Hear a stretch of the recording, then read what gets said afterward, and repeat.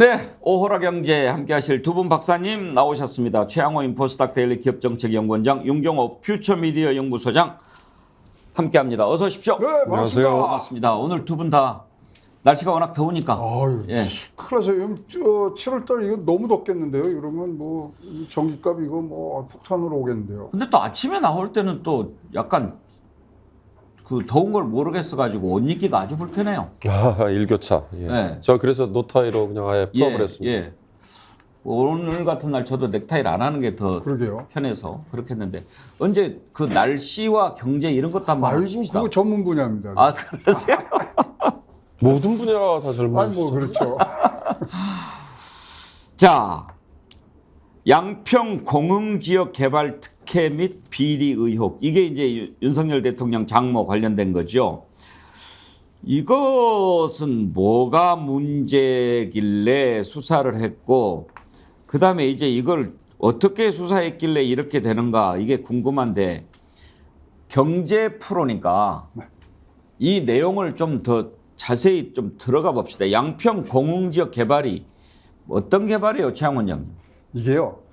이제 이 뭐 어떤 데를 개발하려고 그러면 여러 사람 땅을 이게 매입을 하잖아요. 예. 근데 이게 다른 거는 한 사람이 장모가 갖고 있는 땅에다가 합니다. 그래서 그 단지에 양평군에서 최초로 1인이 개발한 부분들이 됐습니다. 근데 이거를 이제 뭐 2005년도부터 이제 구입을 하기 시작했는데 이 농사지으려고 농지로 한 걸로 파악이 되고 있는데 이게 제2종 주거지역으로 지금 바뀐 부분이 이제 의혹인데 네. 이번에 경찰이 그건 안 뒤졌더라고요.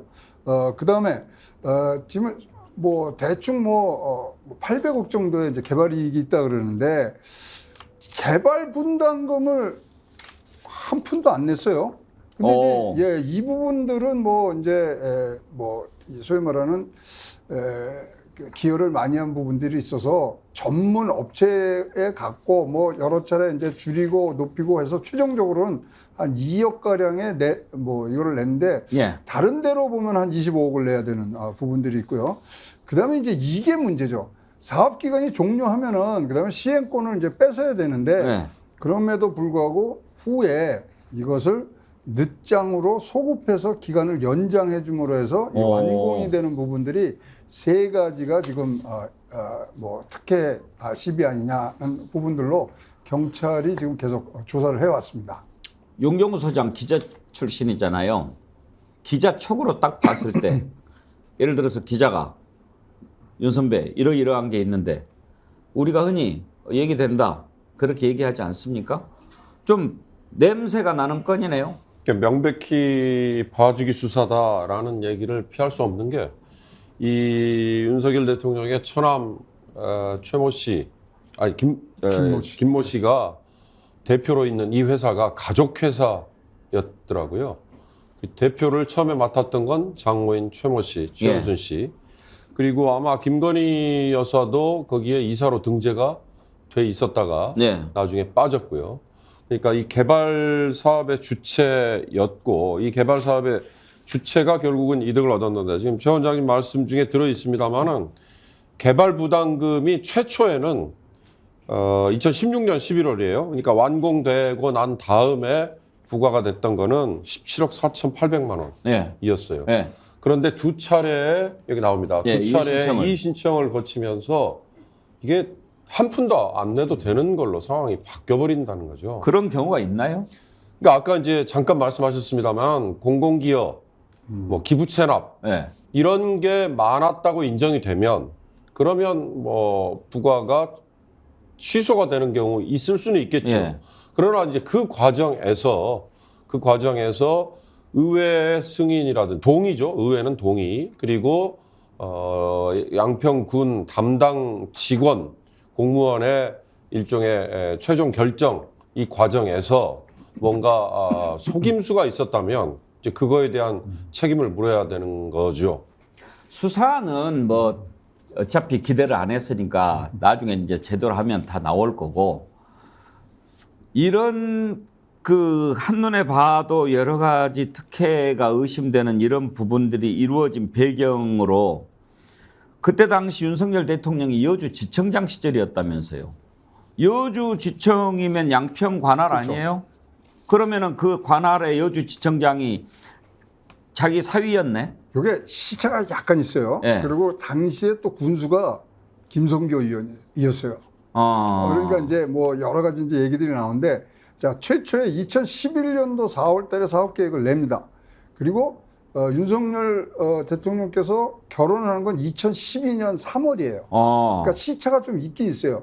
그러면서 2012년 11월 달에 사업 개발 승인이 나는 겁니다. 그러니까 뒤에 3월부터 8월까지 거기에 이제 겹치는 부분들이 지금 있는 상황은 맞습니다. 그러면 연애 기간인 것 같구만. 아니, 결혼하고서 3월 달에부터 요게 나온 게 11월 달이니까 8개월 정도에 이제 겹치는.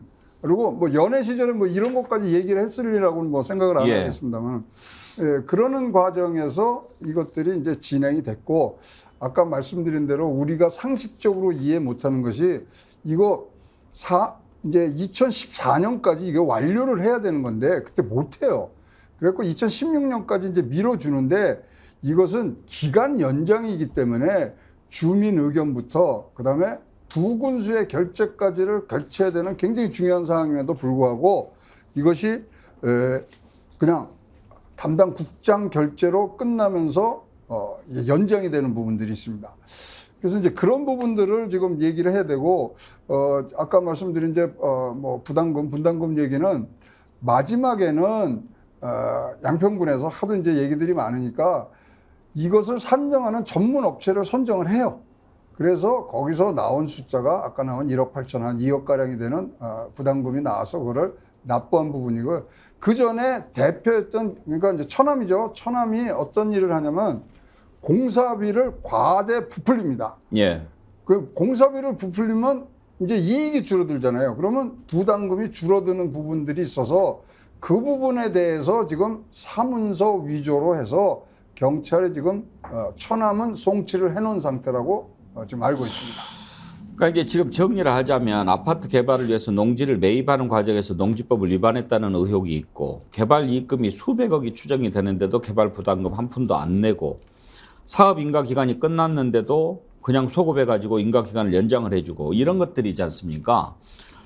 그런데 지금 윤경호 소장, 이재명 후보 같은 경우에는, 아니 이재명 대표 같은 경우에는 대장동 개발에서 공적인 것을 더 많이 챙겨야 되는데 그걸 지금 안 했다고 수사받고 있는 거 아니에요? 배임이죠. 배임으로 지금 검찰이 기소했죠.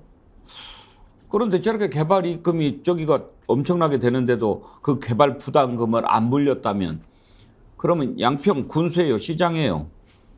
저 문제는 없나요? 이제 그것도 같이 따져봐야 되는데, 이를테면 양평군 같은데 과연 이런 도시개발 사업, 이런 민간 프로젝트, 이게 과연 할 만한 일이었느냐.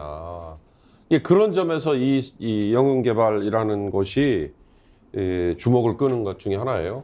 그러니까 이제 성남시 같은 경우는 도시개발 사업이 그 전에 전례도 있었고, 또 그 자체에 이익이 많이 생길 수 있다는, 왜냐하면 수요가 많으니까. 그러나 양평 같은 오지에 과연 이런 것들이 가능하냐. LH가 이미 거기에서 한 1km 정도 떨어진 땅이라고 나중에 이제 경찰도 밝혔지만, 1km 떨어진 곳에 이런 민간 택지 개발 사업을 하려고, 이제 공공에서 택지를 공급하려고 하는 시도하다가 그냥 포기를 했다는 거거든요. 근데 이제 그런 곳에서 조금밖에 떨어지지 않은 곳에 과연 이런 민간 개발 사업을 할 만했느냐. 그러니까 양평군도 처음 하는 민간 개발 사업이기 때문에 담당 직원들이 관련 지식이 부족했다, 이런 식의 해명을 하고 있는데요. 아까 말씀하신 대장동 개발이나 아니면 다른 것처럼 막대한 개발 이익이 생겼는데도 그걸 의도적으로 외면을 해줬거나 눈 감아줬거나 또는 몰랐거나 할 경우는 배임의 책임을 묻지 않을 수 없을 것 같습니다. 풍경님이 이런 글 주셨네요. 이재명 장모가 그랬으면 어땠을까? 뭐 이런 글 올라오는데, 아니 지금 시장 원장, 네, 당사자 소환 조사 한 번도 안 했다는 거 아닙니까? 그렇죠. 서면으로 조사하고. 장모는 서면으로 조사를 했다는 부분들이 있습니다. 근데 이제 본격적으로 이제 이게 개발이 시작된 게 이제 2014년도인데, 그때는 이제 대표직에서 이제 내려와서 딴 걸로 했는데, 그러니까 우리 윤석열께서 얘기해 주신 것처럼 가족 회사이기 때문에 직책이 중요하지 않거든요. 그래서 그런 부분에 대한 좀 의혹이 굉장히 지금 많이 돼 있고요. 사실 저는 이번에 경찰이 지금 뭐 드러난 거 외에도 지금 드러나지 않은 걸 좀 수사를 해줬으면 좋았다고 생각하는 부분이, 돈의 흐름에 대한 수사가 하나도 없어요. 우리 이제 뭐 대장동 같은 경우는 돈 흐름까지도 다 봤지 않습니까? 그러면 여기가 뭐 지금 말로는 800억, 뭐 그다음에 지가 차익도 굉장히 많았습니다. 그래서 뭐 105억, 그래서 지금 뭐 중간치가 한 205억 정도의 지금 뭐 수익이 났다 그러는데, 그러면 그 205억이 어디로 가 있는가? 예. 이런 부분까지 보강 수사가 돼야 되지 않겠냐? 그러네요. 보여집니다. 그러면 한 200억 정도는 벌었을 거다. 이게 이제 그 관련된 사람들이 추산하는 액수입니까? 그렇습니다. 205억으로 나왔고요. 그 안에 이제 지가가 상승한 부분들은 땅 주인이 가져야 되는 부분이고요. 100억 정도가 이제 개발 이익이라 그러는데, 그러니까 그런 것들을 다 봐야 돼요. 그리고 그것을 정리하고 계산한 사람이 이제 처남되는 사람이거든요. 근데 이제 그 사람은 이제 사문서 위조로 지금 송치가 돼 있는 부분들이니까, 이제 경찰이 조금 더 탐문 수사를 조금 꼼꼼하게 해야 될 부분들이 생겼습니다. 사문서 위조하면 벌써 이 윤석열 대통령 장모 최모 씨 예. 이미 이 저축은행 잔고증명 사문서 위조 건으로 그랬죠. 예, 이미 뭐 많이 논란이 됐지 않습니까? 그러니까 제가 보기에는 이 최모 씨나 그다음에 장남이라는 김모 씨 등등이 이런 개발 사업이든 또는 뭐 거래를 위한 뭐든 간에 이런 걸 하면서 이런 관련 사문서 위조 정도는 그냥 우습게 보는 이런 관행적인 행위들이 있었던 걸로 그냥 추정이 돼요. 그러니까 지금 윤석열 대통령 입장에서 보면 장모, 또 부인, 처남 이렇게 지금 다 연결돼 있는 사안 아니에요? 그런데 이제 처남만 지금 처벌을 받게 되는 거죠? 일단 송치되니까 아직 처벌까지는 지금 뭐 더 검사를 이제 사법처리 수술에 들어갔다 뭐 이렇게 보는 건데, 사실 경기도에서도요 여기 감사를 했었습니다. 그래서 감사 보고서를 쭉 나오고 예. 거기를 토대로 해서 지금 경찰이 지금 하는 부분들이 있기 때문에 아직까지 이제 뭐 수사 초기 단계라고는 보여지지만 조금 더 우리 국민들이 납득할 수 있는 부분들에서 이 부분들은 해명이 돼야 될 것으로 보입니다. 윤석열 같은 똑똑한 검사가 있어가지고 수사를 하면 더 잘 밝혀낼 수 있을 텐데 지금 윤석열 같은 검사가 없어서 어떻게 하나 궁금하네요. 그렇네요.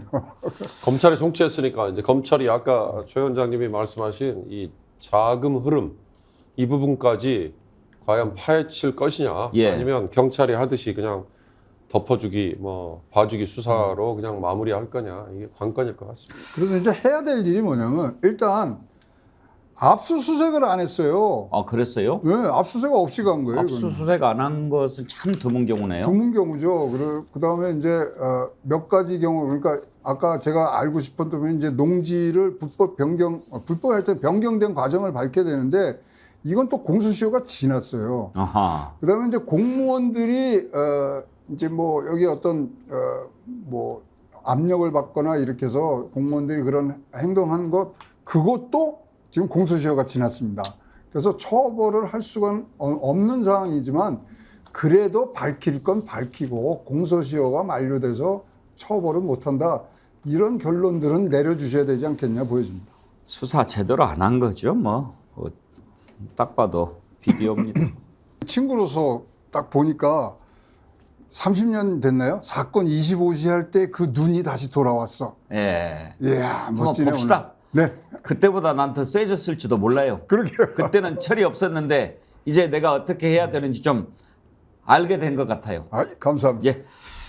오늘 최양호 박사, 윤경호 박사 두 분과 오호라 경제 꾸며봤습니다. 감사합니다. 감사합니다.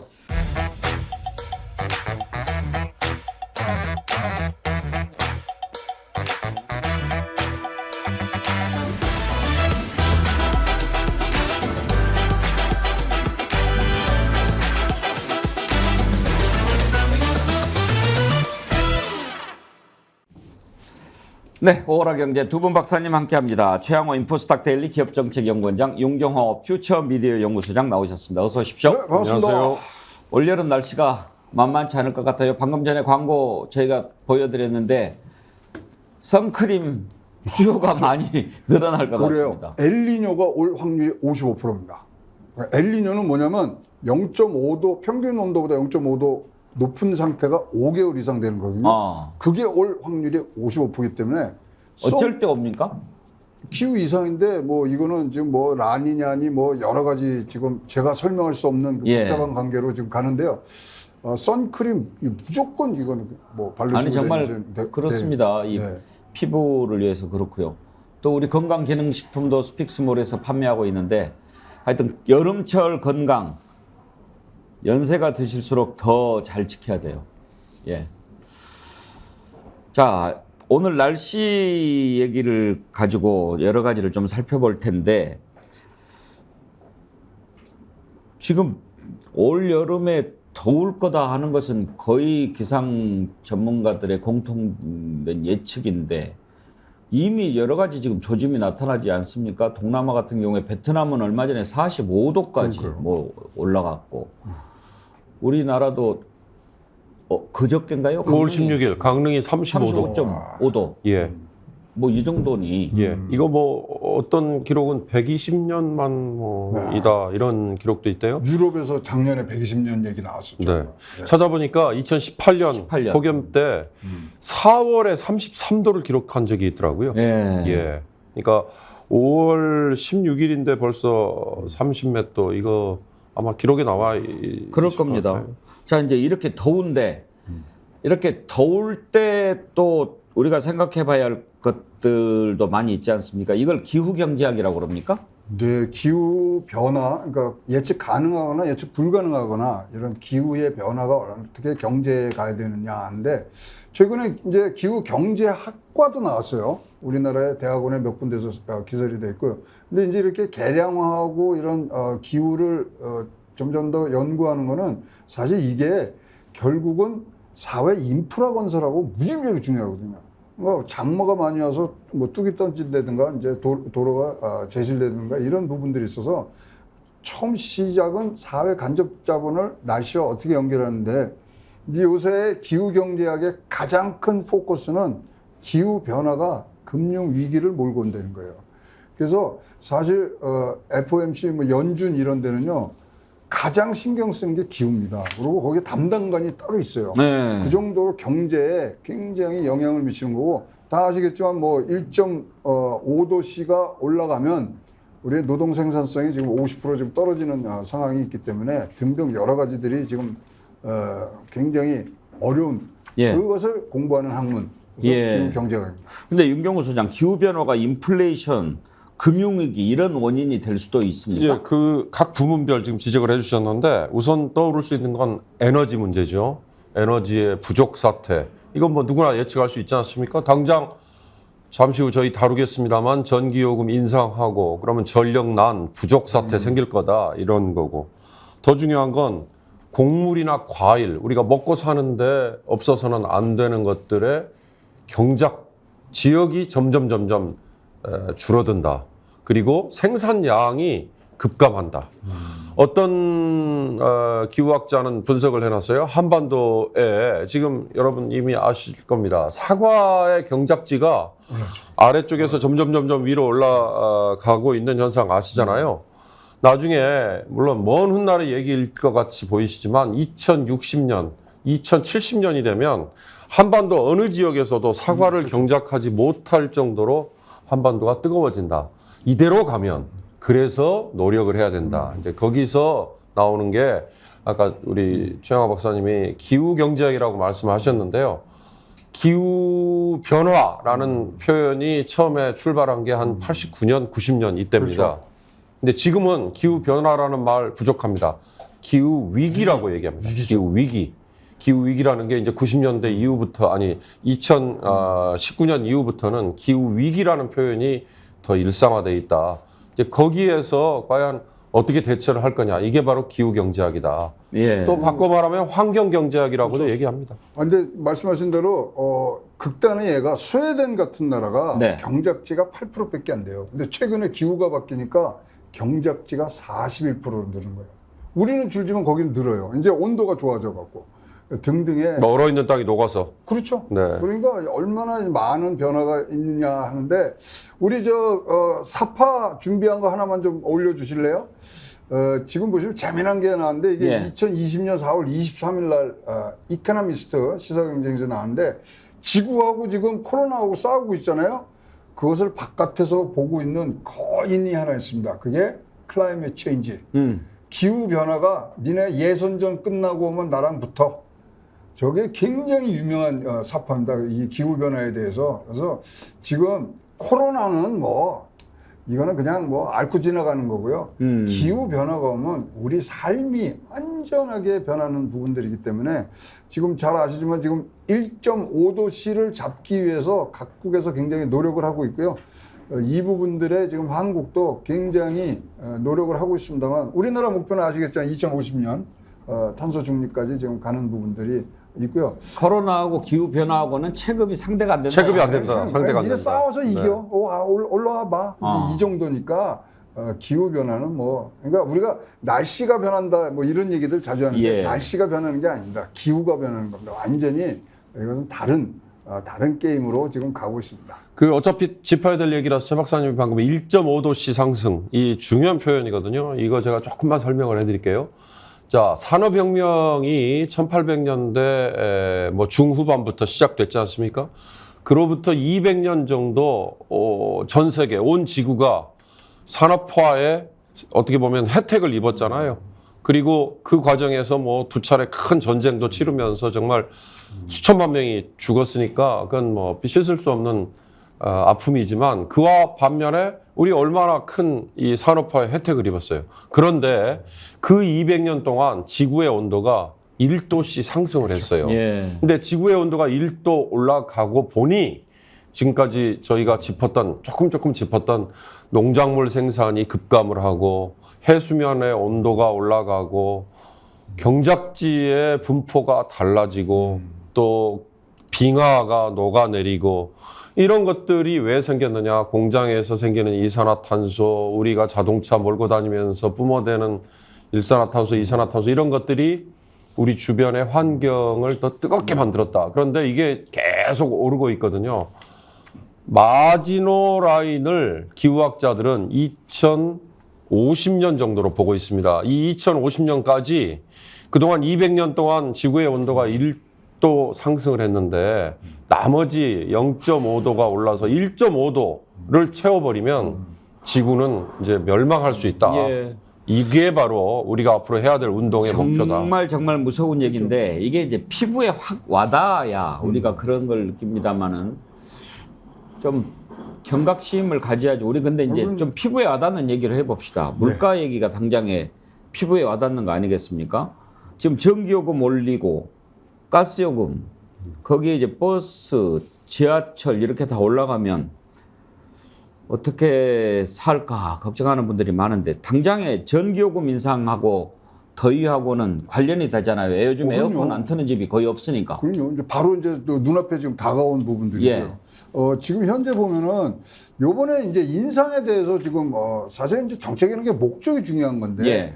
사실 물가를 잡느냐 등등 했는데 요번에 나온 물가 인상은요. 한전과 가스공사의 재무 건전성을 높여주는 거 외에는 아무런 효과가 없는 거예요. 아니 지금 이렇게 해서 이거 올려주고 이러는 것보다 사실 재정적으로 지원해서 지금 도와주는 게 훨씬 경제에 좋거든요. 근데 지금 한전 재무 여기 파산 절대로 안 합니다. 파산 절대로 안 하는데 한전 재무 그다음에 가스공사 재무 상황을 지금 고려해서 숨쉴만 할 정도로는 올렸습니다. 네. 그래도 이게 지금 주당 그러니까 1가구당 8,000원 이상 지금 올라가는 부분들이 있고요. 지금 요번에 인상의 주요 목표 중에 하나는 뭐를 시장과 우리 국민들한테 시그널을 줬냐면요. 올해는 더 이상 인상 없습니다. 그거 외에는 효과가 없어요. 예. 그래서 사실 시장에서 이렇게 한전의 이 단가가 올라가잖아요. 그러면 한전 주가가 확 올라갔는데요. 요번에 거꾸로 떨어졌습니다. 2%.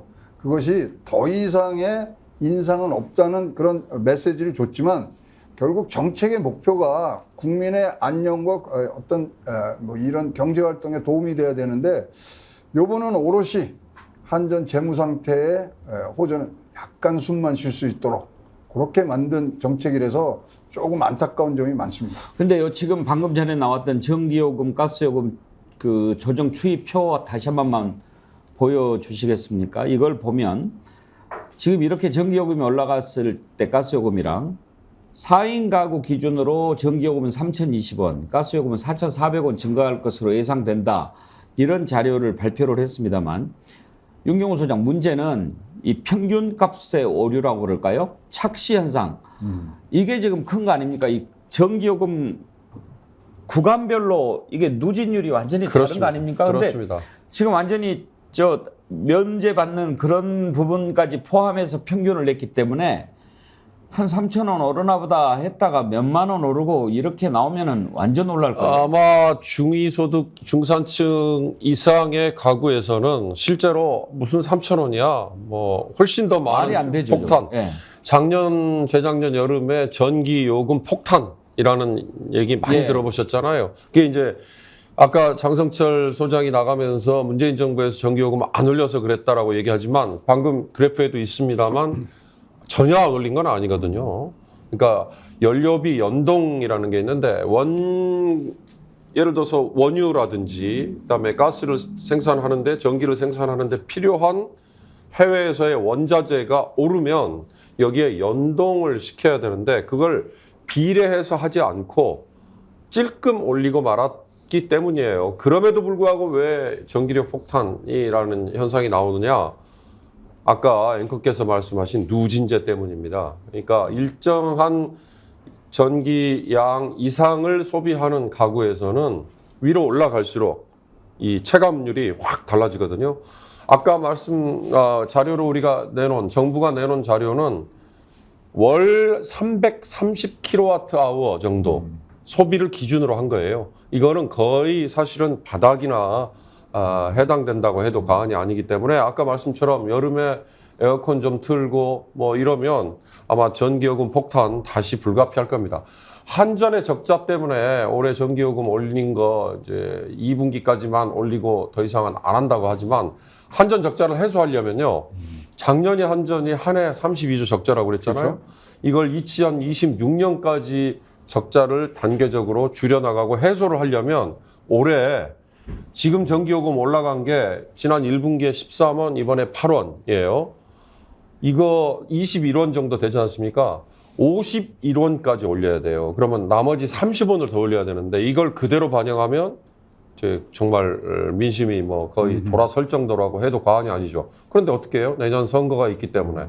이런 데서 바로 이용자들이 부담을 해야 되는 요금을 과연 그러면 나중에 세금으로 전가를 하는 거 이게 맞느냐. 예. 여기서도 바로 이제 에너지 경제학이라는 게 이게 얼마나 정치적인 판단을 해야 되느냐 딱 연결이 되는 겁니다.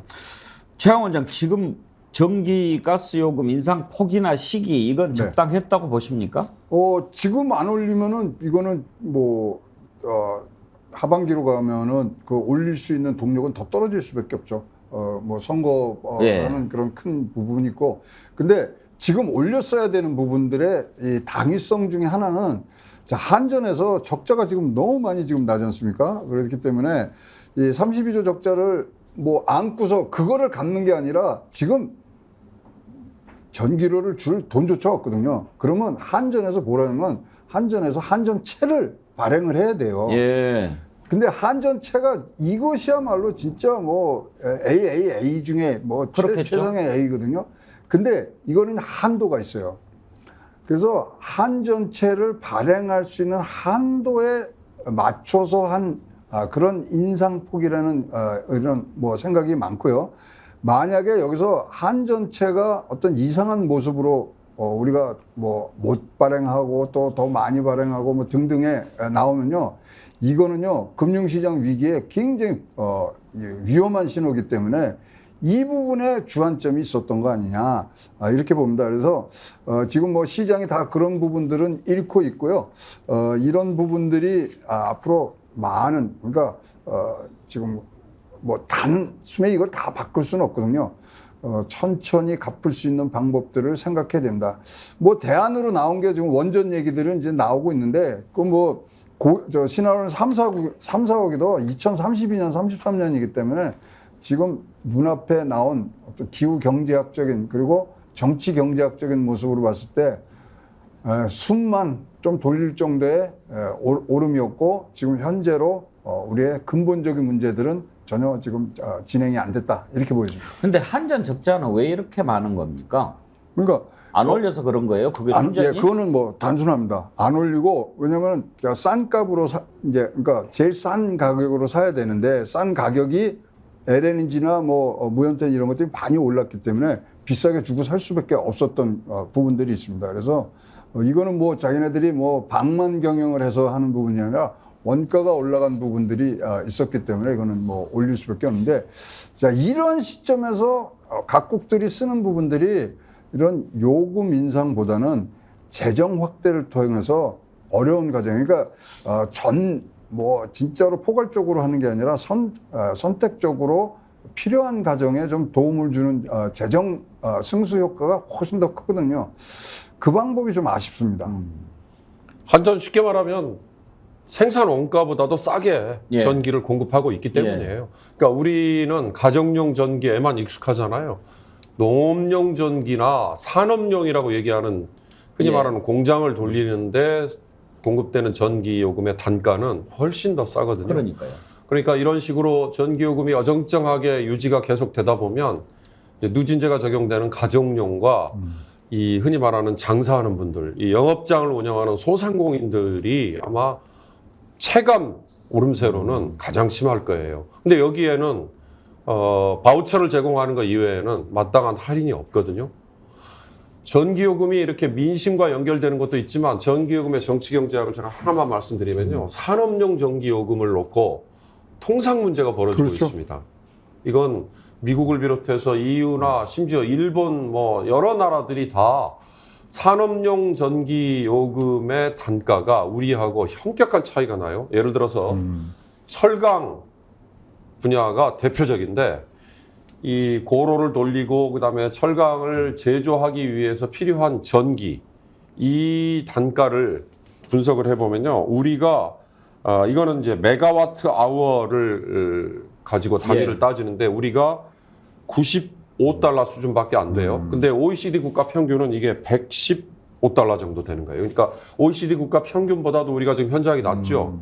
개별 국가하고 비교하면요 일본은 이 숫자가 145달러, 독일은 185달러, 영국도 이 정도 돼요. 그러니까 그런 나라들이 보면 우리 대한민국의 철강 업체들은 정부가 사실상 철강을 생산하는데 인프라에 보조를 해주는 거다. 그래서 이건 보조금 지급이다라고 시비를 걸 정도거든요. 그러니까 어느 나라든 이 전기요금을 책정하는 게 어떻게 보면 이게 통상 문제에 분쟁의 불씨가 되고 있다. 근데 우리는 어떻게 하느냐? 우리는 사실 어떻게 보면 처음부터 단추가 잘못 끼워졌다고 해도 과언이 아니죠. 전기요금이라는 건 인프라 중에 가장 핵심인데 이걸 정부가 처음부터 다 낮게 책정을 하고 예.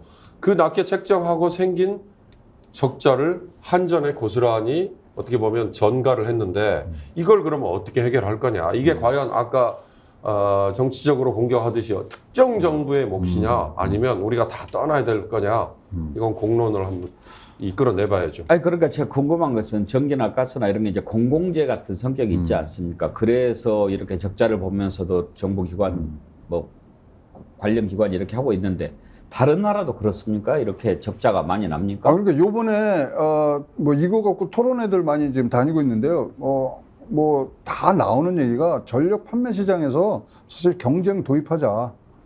그러니까 한전만 팔잖아요. 한전 말고도 다른 그러니까 이스라엘에서 이동통신을 4개 더 늘림으로 해서 굉장히 줄었거든요. 또 공공재 차원에서는 그러면 경쟁 도입 방안을 해서 한번 해보자. 뭐 이런 것들은 장기적으로 이제 목표가 될 수 있고요. 일단은 지금은 어떤 거에 뭐 정부나 모든 이 정책 담당자들이 지금 뭐 사실 기대하고 있냐면 인간의 활동을 좀 줄여주는 걸로 지금 생각을 하고 있어요. 이런 기후변화의 95%가 다 인간 활동에서 나오는 거거든요. 지금 뭐 우리가 엄한 그 뭐 소, 돼지 거기 뭐 방구 많이 껴서 탄소 많이 가는데 그거는 5%밖에 안 되고요. 우리가 인간 활동을 어떻게 하냐. 절전을 하고 그다음에 사실 이 전기하고 이 에너지 제일 줄이는 방법 중에 1등이 뭐냐면요. 여러분 샤워 안 하시는 겁니다. 물을 갖고 와서 정제된 물을 갖고 오는데도 탄소 많이 나오거든요. 거기에 그거를 또 기름과 전기를 떼서 물을 데우죠. 그것만 줄여도 1도씨 잡는 건 문제가 없습니다. 근데 이제 이런 거를 쓸 수는 없지 않습니까? 등등의 여러 가지 장기적인 부분들인데 일단 지금 전체적인 이제 틀이 우리가 한국에서는 전력 수급 기본 대책이 있는데 아직까지 안 바뀌었습니다. 여기에 조금 더 많은 공과 노력을 써서 좀 획기적인 전환이 필요한 그런 상황이라고 보여집니다. 자, 제가 그러면, 짧게 답을 드리면 다른 나라들도 초창기에는 적자를 엄청나게 떠안았습니다. 왜냐? 공공재로서 중앙정부가 이걸 공급하는 직접 공급하는 경우도 있었고 그다음에 뭐 우리 같이 공기업이나 아니면 산하기관에서 하는 경우도 있었는데 이렇게 적자가 쌓이면서 쪼개기 시작했고요. 그 쪼개면서 민영화라는 수단을 택했어요. 그러다가 지금은 이렇게 전기요금이 거기는 현실화가 돼버렸고 그 현실화되는 과정에서는 당연히 이용자들의 반발이 컸죠. 그러나 어떻게 보면 그게 적응을 해 나갔다고 해도 과언이 아닌데 그 적응 과정이라는 게 이제 앞으로 우리가 얘기해야 될 기후 변화, 기후 위기를 대처하는데 중요한 키워드입니다. 적응. 자, 그러면 두 가지만 좀 짚어보고 이제 정리를 하십시다. 한전이 과연 제대로 이렇게 했는데도 이렇게 적자가 나고 있느냐, 어쩔 수 없는 것이냐, 이렇게 좀 얘기들을 많이 하고 있는데 이번에 이제 한전 사장이 물러났지 않습니까? 그러면 한전 사장이 물러나고 뭐 이렇게 뭐 있는 거 매각하고 이렇게 해서 한다고 해도 아까 최양 원장 말씀하셨듯이 뭐 당장 뭘 하기 위한 것에 불과하다고 말씀하셨죠? 네, 그냥 뭐 전혀 그냥 미봉책일 수밖에 미봉책이죠. 근데 미봉책입니다. 전력을 민영화하자라고 하는 것이 아니라 지금 한전은 공공기관입니까? 민간기구입니까? 이거는 상장이 돼 있는 이 민영화 됐다고 이제 해도 뭐 다름이 없는 무슨 말씀이냐면 이게 애매한 겁니다. 그러니까 공공재를 다루는데 모양은 상장회사니까 그냥 민간기구 같은데 사장이 물러나는 과정을 보면 정부 입김에서 자유롭지 못한 것 같고 그리고 이렇게 적자가 나는데도 버티는 거 보면 윤경호 사장님 민간회사 같으면 지금 이렇게 32조 적자 나면 버틸 수 있습니까?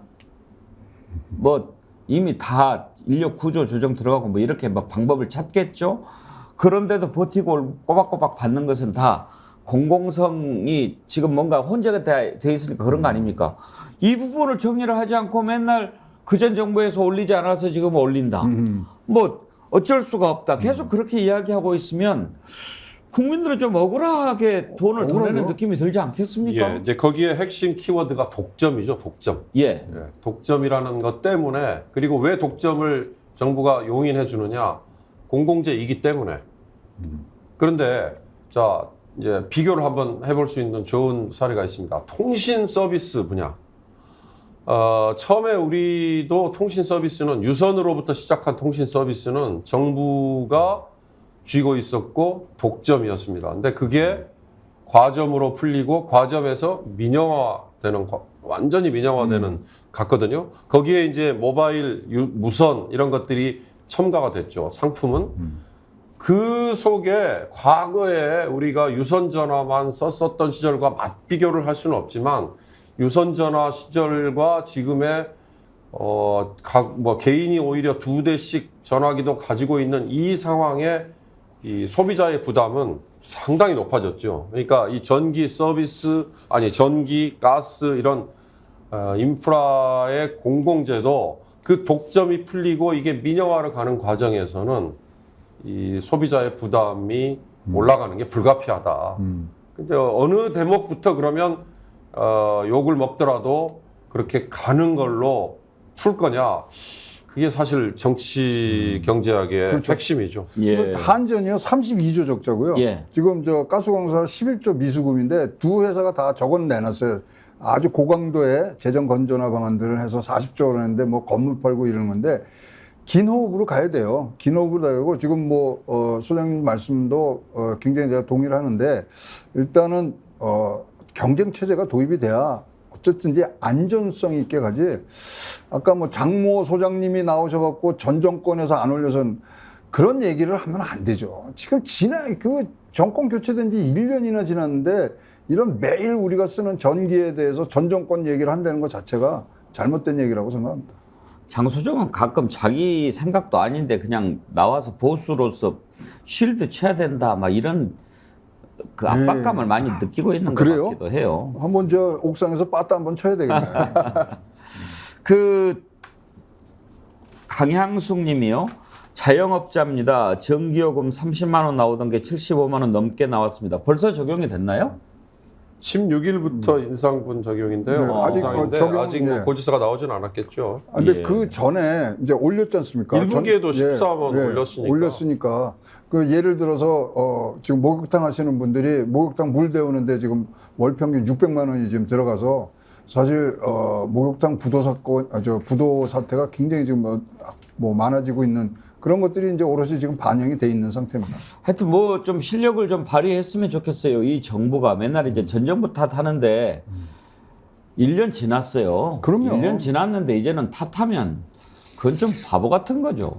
뭐 실력을 발휘해야죠. 아니, 나 실력 없어 얘기하는 거거든요. 그러면 안 그럼요. 되죠. 이건 뭐 돌파를 해야 되고 제가 극악보수 중에 극악보수지만 이런 얘기들을 들으면 사실 저도 저러니까 보수가 뭐 이런 얘기가 나올 수밖에 없어요. 경복궁 무너지면 대원군 탓할 겁니까? 그러니까 제 말이 그 말입니다. 그래서 실력을 발휘해야죠. 예, 올해 지금 날씨가 굉장히 지금 더워질 예상이니까 여러분 준비를 잘 하셔야 되는데 몇 가지 이제 얘기들을 많이 우리가 내야 되는 상황이지 이건 비판하고 있을 상황은 아니라고 보입니다. 아까 제가 잠깐 말씀드렸는데 이제 기후 위기 이미 유엔 산하의 IPCC라는 그러니까 클라이밋 체인지의 정부 간 협의체라는 게 있어요. 예. 근데 여기에서 주도를 해서 각국의 탄소세 도입을 권유를 하고 그다음에 탄소 거래제도 의무화를 하고 나라마다 노력을 하라라고 권장을 하는 게 이게 이제 권장 수준을 넘어서 강요로 가고 있습니다. 왜냐하면 모두가 노력을 해야 지구를 살릴 수 있지 어느 한두 나라가 거기서 구멍이 돼버리면 안 되거든요. 이제 거기에서 나오는 개념이 아까 제가 적응이라는 얘기를 드렸는데 그 적응 이전에 감축이라는 중요한 개념이 있습니다. 예. 영어로 얘기하면 미디게이션이라고 얘기를 하는 거거든요. 이 감축이 아까 최 원장님이 말씀하신 개개인의 노력, 예를 들어서 샤워도 하루에 2번 한 분이 하루에 한 번만 하는 것도 사실은 중요한 노력이고요. 예.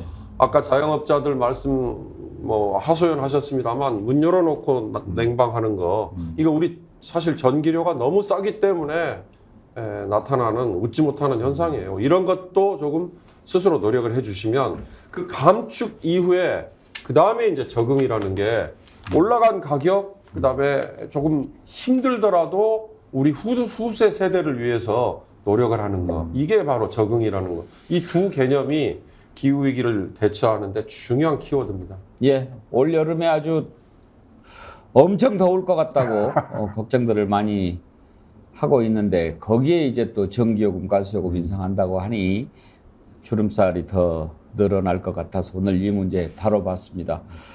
또 다음에 기회가 되면 또 물가도 한번 또 짚어봐야 되겠죠? 그건 뭐 맨날 올라가고 뭐 내 월급만 안 올라가고 그러는데 그거 참 물가 뭐 잘 정리해서 오겠습니다. 예, 두 분 수고하셨습니다. 감사합니다. 감사합니다. 예.